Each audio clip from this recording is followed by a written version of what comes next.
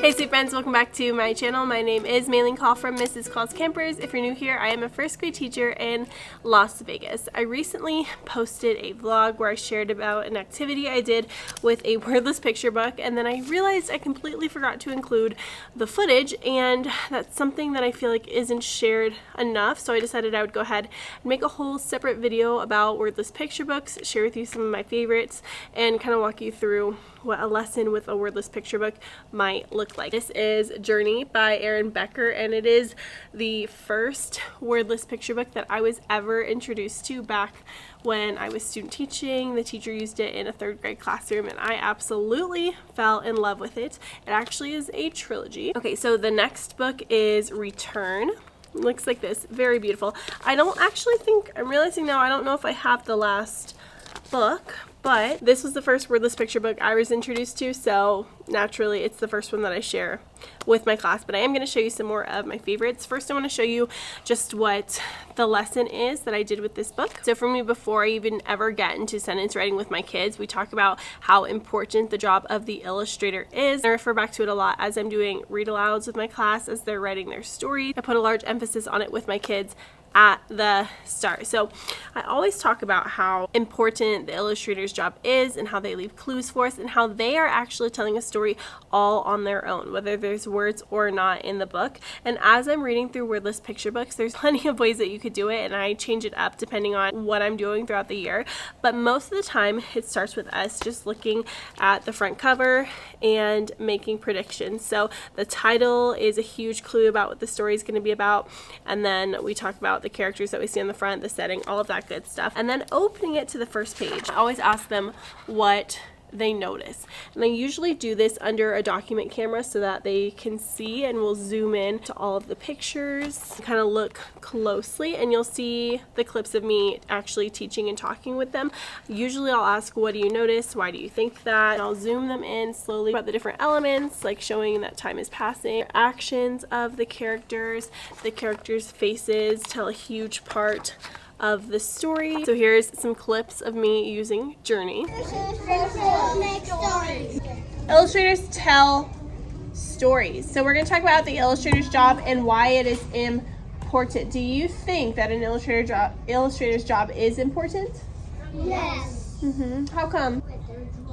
Yeah, they're careful. They make books for us. Books with pictures are fun. Sometimes reading books without pictures is fun too. But I love reading books that have pictures because it helps the story feel more real, more alive, right? It really brings us into the story. So we're reading a very special story today.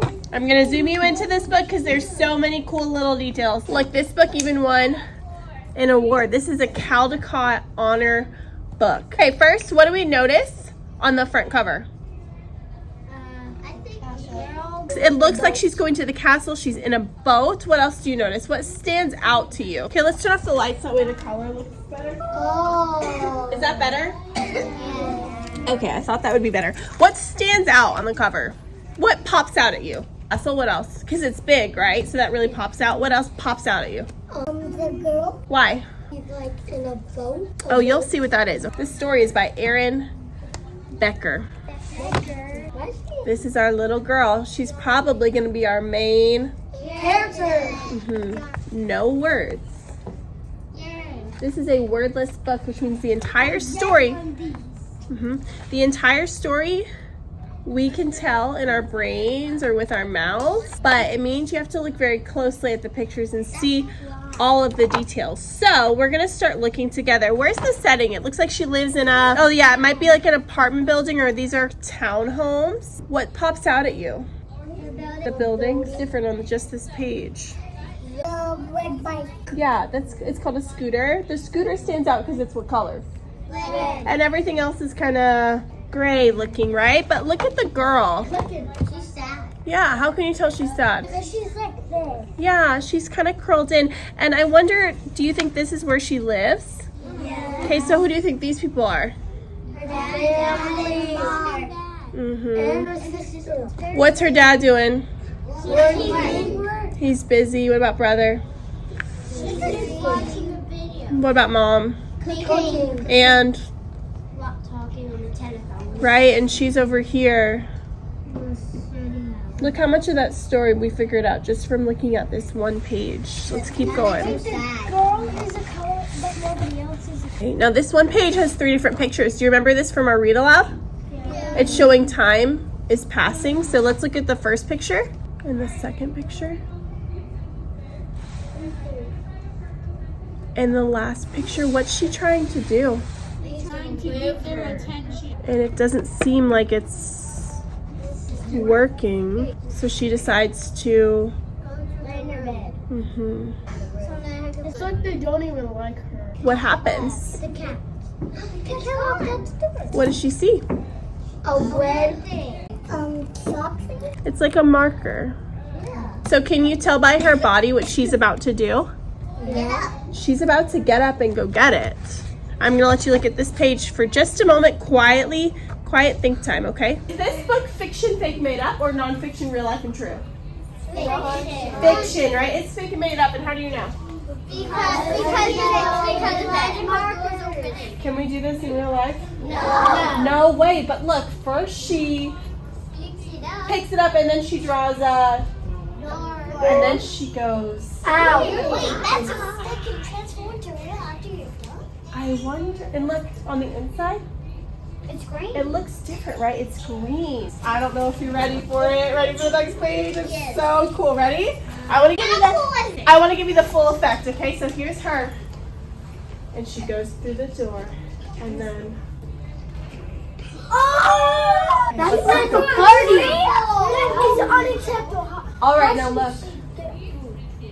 I've been through a tree. It's a whole other World.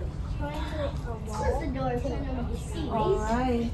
It's called Journey. Journey is kind of like an adventure. So let's see. I think I'm gonna draw another one on the tree. You think she would use her marker again? Yeah. Maybe. Would you? Yeah. I would too. Let's see what happens. She sees a river. She's looking down at the river, and what do you think she's thinking? I think her. You think she needs a boat? She. How does she do that? What do you think she's using to draw this? To draw this boat? She's using the marker, but how is she thinking of it? What's that? Imagination. She's using her imagination. Okay, now she's in the boat. Let's see where she goes. Castle. Wait, that's her imagination. Her lives there. Lord, do you think she knows where she's going? No. Oh my goodness. How does this castle look to you guys? Good. Great. Interesting. Look, it's almost like giant it's castle. almost like a fortress. Look, the doors are a little bit boarded up here. It looks like a princess tower. All right, let's see. Let's see. Let's see. Oh my. Okay. They're blocking the water. It looks like a waterfall. My mom loves waterfalls, and I love it. Did you love that book? Uh-oh. Look at her. On the other side. Wait, she's falling, On the ball. I think they're drawing a ball. and she's drawing something. Her boat fell here, but what is she drawing? A circle. What do you think it could be? An air balloon. An air balloon? What else could it be? A ball. A ball? A circle to keep her in. Air balloon. Really? But look at these guys over here. It's like they're trying to tell her, stop. Bye-bye. Oh my! Back there. He sees something. What does she notice? People are trying to blow her away and catch her. Whoa, what's happening over here? They're trying to catch a bird. Take a peek. Does this man look nice?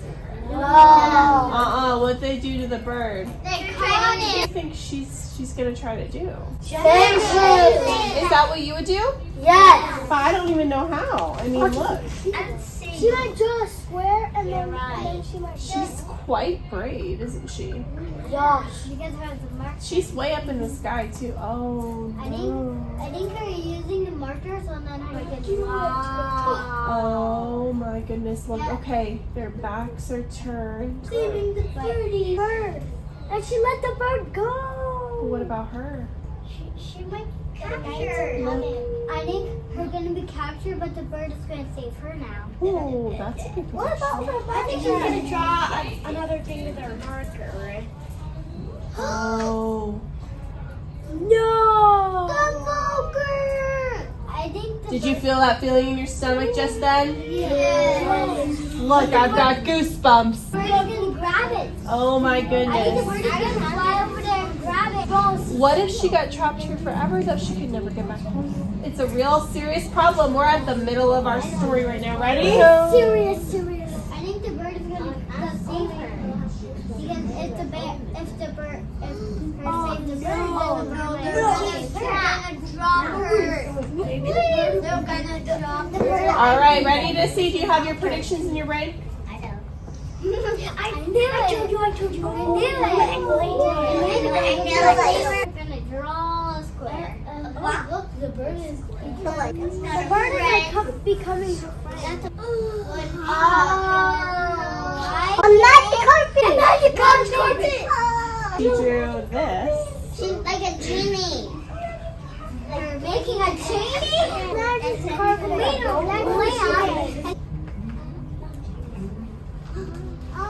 Here's a purple door. See a purple door? I think the bird is gonna go through the purple door. We're gonna go through the red door. What's she going through the purple door? Wait, What do you think? Where's she gonna be? Oh! Yay! What? The mother is purple. Wait, okay. Did you make that connection in your brain? Yeah. Okay, hold on. She went through what color door? A purple. And the bird is Flying. no what color? Purple. And he has a. Purple. It looks like the bird is flying to who? The boy. The brother actually misses her.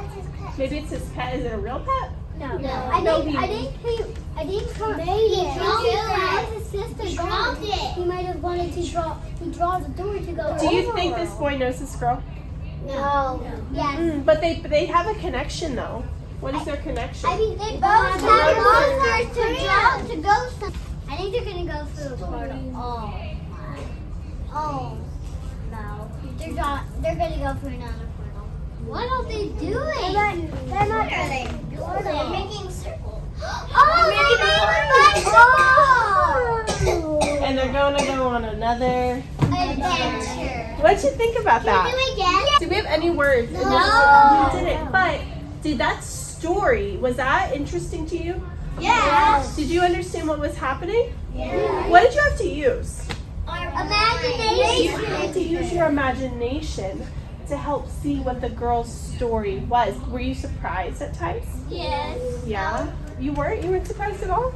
I'm surprised. I'm surprised every time I read it. I really, really love this book. Guess what? There's a sequel to this book too. There's a next one, and then there's another one. So it's actually a trilogy. There's 3 books in this series. And we'll read them at a later time. But this book is special because it shows us the power that we have when we're illustrating to tell a story. So now you're going to get to use your imagination. A big rainbow shape like this. Open your page.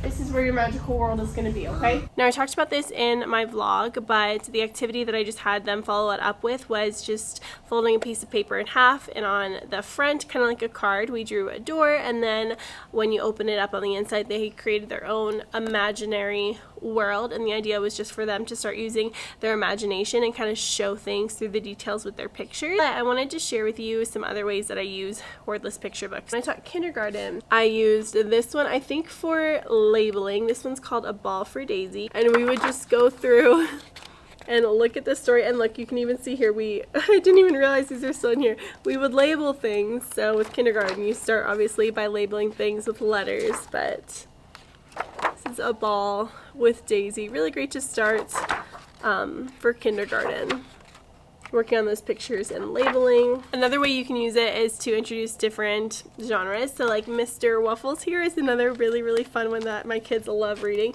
but it's more graphic novel, comic book style. So there are speech bubbles. So in this book, look, Mr. Waffles, a new toy. Oh, Mr. Waffles. This one's really fun. But then the aliens have little speech bubbles here too.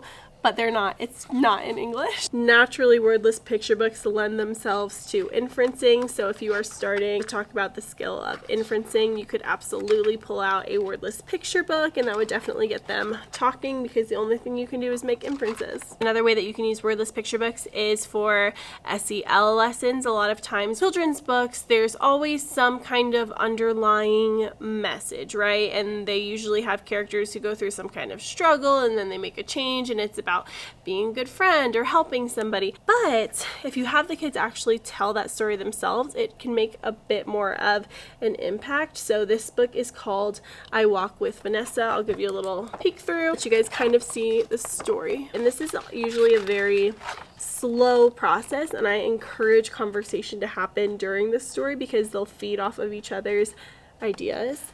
Then we also talked about how illustrators use color to convey emotions. Again, here we talked about how time is passing and paying extra close attention to those facial expressions. Using wordless picture books for your SEL lessons is a really, really great way to incorporate literacy skills and also giving your kids a little recap on how to treat your friends. This is another really, really great book by David Weisner. I have a couple of his books now. I think this one was donated to me by Jen Jones, who I love and talk about all the time. But this book's really great for sequencing. If you've not tried it yet, you should definitely try using wordless picture books to talk about sequencing in stories with your kids. I even might double dip and do this sometime in the next couple of weeks when we're writing our stories too, because as you're going through and looking at the books, you can talk about how the different events connect. So for example, in this book there is a beach, and this book at least you'll notice that the boy is kind of exploring, and then something happens, he falls into the water, and what washes up is a camera. So then he's taking a peek at the camera, they're looking closer, they're opening it up. He finds a little film, a roll of film, and as he goes to get it developed and he looks at the film, this is what he sees. So again, that inferencing, but also it's very non-realistic. But anyways, he sees the photos that were taken. They tell their own story, which is really cool. It's like a story in a story. We have these little alien guys again, just like in Mr. Waffles. He sees photos of people. Again, inferencing, you could even pull in then and now into it. That would be a really great idea. And then he ends up taking his own photos with the photos of the people and then tossing the camera back into the ocean. So this one's a really great one for sequencing, for inferencing. Like I said, you could do then and now. There's lots of really, really rich conversations you could have just with a single wordless picture book. Another really useful way to use wordless picture books is by showing how illustrators kind of zoom in and they capture details. This one is Fossil. It's really, really cool because of how detailed the illustrations are, and just the nature of looking at fossils requires you to look closely. So I'll show you through some of the illustrations. They're very realistic too, different ways that the illustrator is kind of showing us here, but I just love the perspective, zooming in, the expressions on their face. Wordless picture books are amazing just for showing expressions in different ways that they can draw them. Talking about the focus of your illustrations. Again, we have some sequencing. He gets the rock, he lifts another rock and smashes it open. A really great zoomed in illustration. So this is Fossil. There's also so many different wordless picture books you can use to introduce science topics. So this one is called If You Plant a Seed. There are a few, I love this on the front cover, there are a few words in this book, but most of it is with pictures, so it's not totally wordless, still the same idea. If you plant a seed, a carrot seed, and a cabbage seed. I just love that. This book is really, really sweet. In time, again, time is passing, with love and care, tomato, carrot, and cabbage plants will grow. You can see how ecstatic these animals are. I'm just going to kind of flip through the rest of the pictures. All the other animals are interested. Could even have them role play what the animals would be saying. I mean, worth 1,000 words, right? Kind of flip through to the end here, but this one's a really cute one if you plant a seed. Another one by David Weisner. This one is 7 Sector 7. Yeah, this one is a bit of a longer book, and reading it with a first grade class, I would say you'd probably want to do this more towards the end of the year, not only for the stamina that they'll need to like sit and look at the pictures and talk about it, but just the concept, it's a bit more, it feels a bit more ambiguous, so this would be really, really great for like 3rd grade, even starting off the bat, but it's all about this little boy and the importance of art and illustration. So I'll just kind of show you some of the illustrations in this one. I do keep all of my Wordless picture books. Look here, they have his drawings, but I keep all of my Wordless picture books in my library at all times, and I'm totally okay with a student like reading them before we read them together as a class, because it is a totally different experience as a class. So I haven't read this one with and done an actual lesson with my kids, but they enjoy looking at it. Another one, oh, I love this one. I got this one last year. The story is really, really cute. It's about a little boy who has an airplane and he loses it, and when he's older and he gets on top of the tree, he gets the airplane back. Again, I'll just do a little flip through. I just kind of wanted to show you some of the books. That way you could get a feel for, you know, what they're like, and hopefully just give you some ideas on ways that you can incorporate it. So another thing that you could so easily do is just show them the pictures and have them write their own story to match the book. You could do a whole unit. He's growing. His tree is tall enough that he can reach on top and grab his airplane. There's a couple more really cool ones. This one's Tuesday. The illustrations in this one just absolutely speak for themselves. This one is phenomenal. So fun. This is by David Wisner. He always includes some kind of like aliens in his story, so you could even talk about theme across multiple books and different patterns, different authors. This one's really cool. My camera battery died, so the audio visuals are a little bit different. That's okay. This one is called Fly. It's a little baby bird. Lots of thought bubbles. Again, so many different lessons you could pull in. It's so funny. And then this is another one. It's not necessarily a wordless picture book at all. There are definitely words, but the focus is more so on the pictures. I got this one recently. It's called The Night Gardener. So this page is wordless. Oh, so beautiful. This is so beautiful. So it starts out, you get a little introduction about William, and use of color on the page is a huge thing you can discuss with wordless picture books, and how the illustrator draws your focus in, and little details that they hide as well. Other great ways you can pull in picture books is through theme or central lesson. So kind of like how I said earlier about you could have a whole SEL lesson with your kids. You can really make a lesson about theme with any of these wordless picture books. They lend themselves beautifully to that as well. You can also talk about how you can feel kind of the tone of a story through the way that the illustrator is drawing things. So color, the way they draw your focus. There's a lot you can pull in with like the shadows and the lighting and the way that they, you know, sometimes things might be a little bit scraggly. Sometimes they might exaggerate something to put emphasis on it or show how a character is feeling. Wordless picture books are really great for working on even just like how students tell stories, so oral storytelling before you even start your writing unit. Like I said, you can work on illustration with wordless picture books, but you can also work on just that oral storytelling with wordless picture books. You could have students, I mean, there's tons of possibilities. You could have students in groups and have them, you know, tell the story and then share it with the class or record themselves doing it. I mean, my mind just goes crazy anytime I think about lessons that I can use with wordless picture books. And it's really important to introduce children to a variety of different texts. And sometimes I feel like the value of a wordless picture book can be just as great as, you know, a book that's filled with alliteration and similes and all these other fancy things. But it just depends on how you teach children to experience it. And when you teach them how to read wordless picture books and how to look closely at those pictures and make those inferences and think about the story and the characters, it really changes the experience for them. Like, they reach for those books. If I had the wordless picture books in my library and I never read a wordless picture book with them, they'd be like, oh cool, like these pictures are fine. But when you teach them how the story connects and how the characters interact with each other and how, you know, there's this also underlying element a lot of times of, you know, fantasy, it makes it so much more interesting. So I obviously love and use wordless picture books in my classroom, but I'm not an expert and I am not the only teacher in the world. So if you have a favorite wordless picture book that you think is worth sharing, please leave a comment down below. Let me know your favorite lesson that you've done with Wordless picture books. Let me know if anything in this video piqued your interest. Like I said, I just wanted it to be a casual chat. Maybe move it to the forefront of your mind if it's not something that you are used to doing. Maybe give it a shot with one of the books that I showed you here. I'll link them all in my Amazon storefront for you guys. Make sure you like this video if it was helpful, subscribe and join the family down below, and I will see you in the next one.